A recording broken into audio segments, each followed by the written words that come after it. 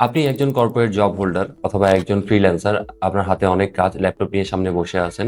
মনে হচ্ছে এনার্জি নাই, কিছু খেলে এনার্জি বাড়বে। কিন্তু খাওয়ার পরক্ষণেই বিপরীত প্রতিক্রিয়া ঘটে। মনে হয় একটু শুয়ে থাকি বা রেস্ট নেই বা কাজ করতে ইচ্ছা করে না। এর কারণটা কি? সহজ ভাষায় বললে আমরা সাধারণত নাস্তায় হিসেবে নিয়ে থাকি বিস্কিট, সিঙ্গারা অথবা রিফাইন্ড কার্বোহাইড্রেট যুক্ত খাবার। এই রিফাইন্ড কার্বোহাইড্রেট যুক্ত খাবারগুলো আমাদের শরীরে খুব দ্রুত ইনসুলিন বাড়িয়ে দেয় এবং কিছুক্ষণ পরেই আবার ইনসুলিন খুব দ্রুত ড্রপ করে। ইনসুলিন যখন বাড়ে আমাদের শরীর খুব এনার্জেটিক ফিল করে। পরক্ষণে ইনসুলিন যখন নেমে যাচ্ছে তখন আমাদের শরীরে গ্লুকোজের পরিমাণ কমে যায় এবং আমরা দুর্বল অনুভব করি, যার ফলে আমাদের শরীর অবসাদগ্রস্ত এবং ঘুম ঘুম পায়, কাজের প্রতি মনোযোগ থাকে না।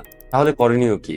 আপনার যদি মনে হয় যে আপনি কোনো কিছু খেলে আপনার এনার্জি বাড়বে, তাহলে অবশ্যই আপনাকে প্রোটিন সমৃদ্ধ খাবার এবং ফাইবার যুক্ত খাবার খেতে হবে, যাতে আপনার শরীর খুব দ্রুত ইনসুলিন স্পাইক না করে এবং একটা লম্বা সময় আপনাকে এনার্জি দিতে থাকে। প্রোটিন সমৃদ্ধ খাবারের কথাগুলো যদি বলি, তাহলে এর মধ্যে রয়েছে ডিম, মাছ, মাংস এবং দুধ।